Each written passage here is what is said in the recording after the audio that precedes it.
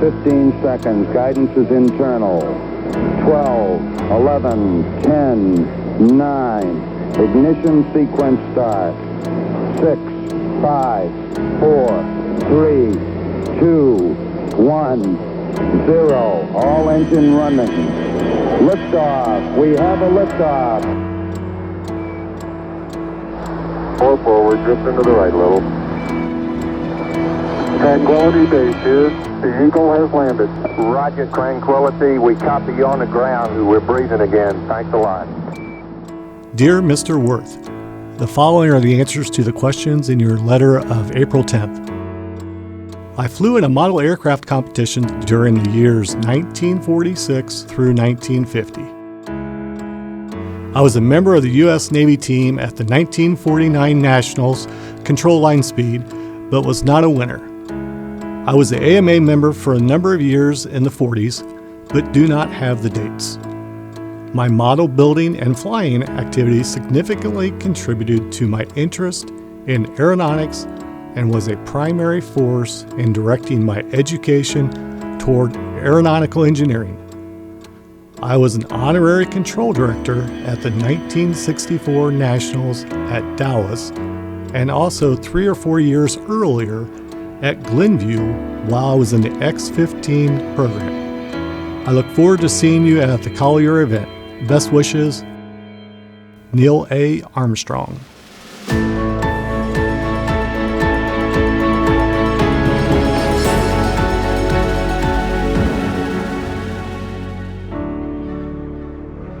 My name is Kocho Solokov.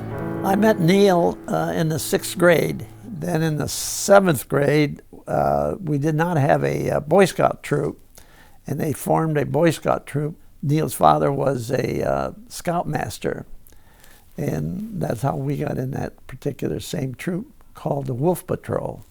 He really wanted to design airplanes. That's what he really wanted, and he loved flying.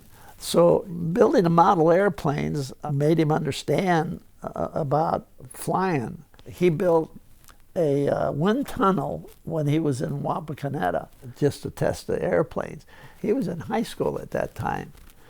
I'm sure building the model airplanes just transferred on down as he was in college, designing in aeronautical engineering. Well, as a model airplane builder, he was fantastic. Neither Bud nor I built model airplanes, but he was always building them. He had them in his bedroom hanging up, flying in. And one time when he got tired of one of them or something was bad, he caught it on fire and threw it out the upstairs window, and we saw it crash and burn. Too bad we didn't have cameras or something to take a picture of it. He would design airplanes, and I remember one specifically. He designed an airplane that had just one wing at the bottom, whereas we as kids always drew them with 2 wings, and with the wheels sticking down. And he had little tiny rods with tiny wheels on there. And I said, those don't look very secure the way you've drawn them. He says, well, after it takes off, it'll fold back up into the fuselage to reduce drag. And I says, well, that's kind of dumb. They may not come down, and then what you do, But he said, oh no, they'll come down. And that was the first time and then he had this one wing, and I said, don't you have to have 2 wings to have more support? He said, no, he says, this is better this way. And he was always reading these aviation magazines. He had a lot of those. But he was way ahead of us when it came to that. I watched him putting them together, but it just seemed like too much work. Plus it was expensive. Those things cost, I think, $0.25 at that time, and we didn't have that kind of money to be spending. Neil made his money by mowing the lawn at the Old Mission Cemetery, and he mowed for, I think it was 10 cents an hour with the old-fashioned mower, you know. And then he would make his money that way to buy more airplanes. He was way ahead of us when it came to that. I started as a freshman at Purdue in September of '46, and I joined the Aero Modeler Club shortly after that. And Neil came the following year and joined the club. So that's where I met him, as a club member. And we became close friends. He was part of my gang all through my time there at Purdue. And we were both very active in the Aero Modeler Club. I think he started probably in September of '47 until I graduated in '50. These guys, many of them had been military pilots,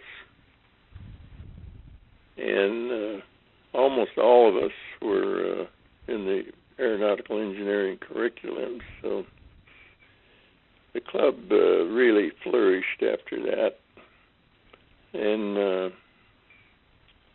we all designed and built our own planes. We didn't buy any kits. I don't think I ever saw anybody build a kit airplane. They were all original designs, and we were very competitive. We entered a lot of competitions. Got some very close friends that I had for many years, including Neil. Neil and I spent a lot of time together at school in our off hours. I remember one meet we went to. We used to go to a lot of them in Indiana and even a few in Illinois. I overheard another person who was already there say, "Uh-oh, Purdue's here," and he packed up and left. We also had T-shirts with our logo on them, which was slide rule with wings. I wish I still had one of those. So yeah, that was in our time off, and when the weather was good, that was a very enjoyable time to go to those with our friends and meet other people and just hang around all day, and sometimes win and sometimes not. In a way, the club was an extension of our curriculum because we learned a lot by building models and trying to improve them. I applied for a job with NASA before I graduated. Didn't hear anything from them. So I was working for, it was called Space Technology Labs. And we got the contract to build the lunar module descent engine that actually landed him on the moon. And I became manager of the propulsion systems group. So Neil came to the plant to get a briefing, and I didn't tell anybody I knew him. So when he showed up in my department, I walked in. He was Buzz Aldrin was there also. I just walked up to the group and stuck out my hand, and I said, "Hi, Neil." And he says, "Hi, Bob." Everybody looked kind of startled and said, "Do you guys know each other?" I said, "Yeah, for about 20 years." He invited us, and my wife and Bud and his wife, to watch the launch in July of '69, and we went several days before, and they had different tours, and the day of the launch, we got up, I believe, probably around 4 in the morning, something like that, and the bus picked us up, took us to the VIP area. They had bleachers there, which was as close as you could get, 3.5 miles from launch site. When we got there, the rocket, they had floodlights hitting it, and the rocket was just bright white with these floodlights shining from every direction. Because the launch was, I believe, of 9:20 in the morning. There were a lot of celebrities in there. Johnny Carson, Hugh O'Brien, Vice President Agnew at that time, and ex-President Johnson and his wife, Lyndon Johnson, his wife. They were all there in the bleachers with us. The launch, I remember vividly, because we're 3.5 miles away, and when they said, they counted down, 5, 4, 3, 2, 1, and then these flames came out from under the rocket. On television, they're so bright, it appears white. But at that distance, it was just an orange. And I thought, oh man, it's not hot enough out there. And at 3.5 miles, a little bit of movement, you can't see it. And I thought, something's wrong. That rocket just isn't moving. But of course it was, and it just finally cleared. And people have asked me, well, what did it sound like? And because I knew they were going to ask me that. And it sounded to me like a Bunsen burner that you use in chemistry, only that much louder. That's exactly what it sounded like, a Bunsen burner. And then a few seconds later, the sound waves came, and they hit you, and the clothes actually moved. It was very impressive that for a few seconds you felt these banging against you, you know. My department actually did the final assembly and testing of the engine that landed him on the moon. That was very exciting and traumatic because I knew he was about to run out of propellant.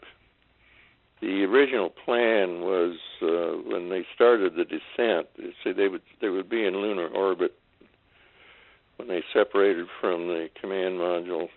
That's when they fired the engine for the first time. They had to slow it down in order to get it down to the surface. So the whole plan was that by the time he actually landed, he would have 2 minutes of fuel left.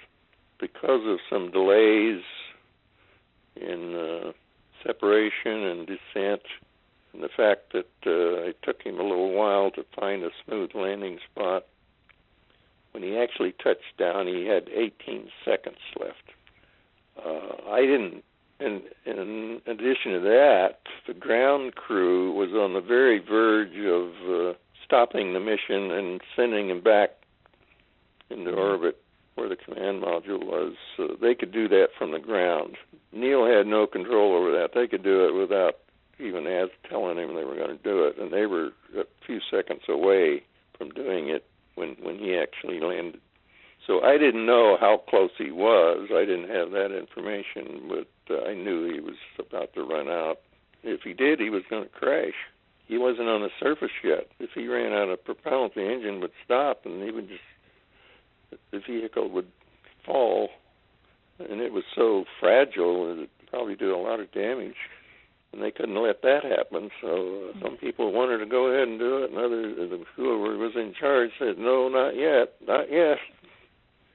That was kind of interesting. Two kids from the Aero Modelers Club, one put the engine together and the other one landed it on the moon. Then they had another homecoming in Wapakoneta, and we were there. I asked him, this is typical of Neil too. I remember asking him specifically what it was like being on the moon, and he says, it was very delightful. He says, I highly recommend it. That's about all he would say.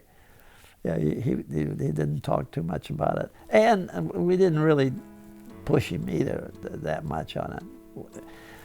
We talked mostly about stuff that we used to talk about in the old times and so forth.